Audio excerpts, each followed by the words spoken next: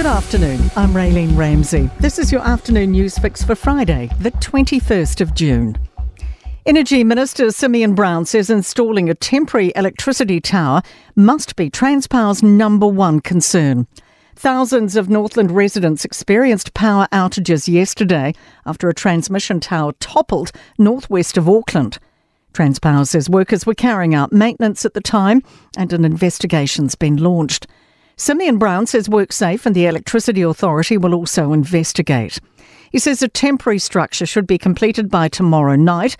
They'll then be able to get full power restoration in Northland. There's clearly work happening on the site. Something's happened. Thankfully, the workers are safe.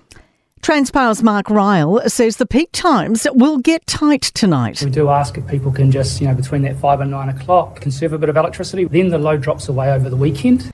Transpower says power's back for the majority of residential customers.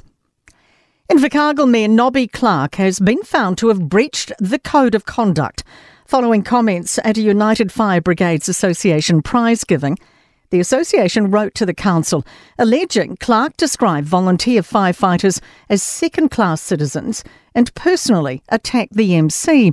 Clark says this was due to a brain fade. At an extraordinary council meeting today, the mayor made it clear he would not be resigning.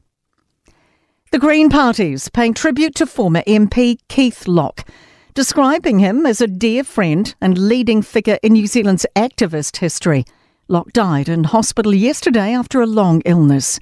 Here's senior political reporter Sophie Trigger. Locke served as a Green Party MP from 1999 to 2011, with co-leaders Marama Davidson and Chloe Swarbrick saying he never wavered in his task of holding government to account. They describe Locke as a fearless defender of civil liberties, who also advocated for New Zealand's independence in international affairs.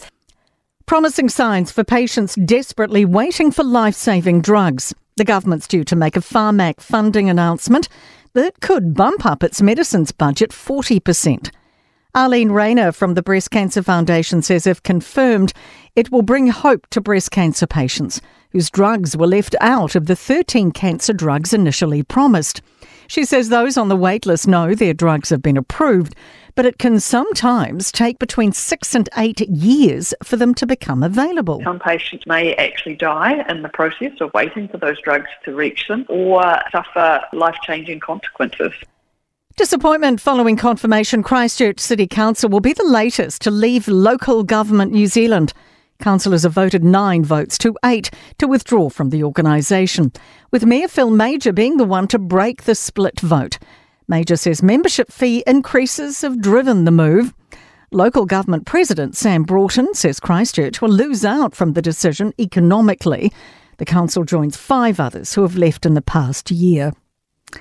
And to sport, Blues captain Patrick Tuipulotu can't quite believe he's suiting up to play in the Super Rugby Pacific final against the Chiefs after the All Blacks lock made a stunning recovery from a knee injury. Former All Blacks prop Alex Hodgman has been named in the Wallaby squad after his first season with the Queensland Reds. He's eligible through his father to switch sides after serving a 3-year stand-down. And golfer Lydia Ko has a fight on her hands if she's to make the cut at the Women's PGA Championship in Washington. It's the 3rd major of the year. I'm Raylene Ramsey. That is your latest news fix. We'll be back with the next update tomorrow morning from the Newstalk ZB newsroom.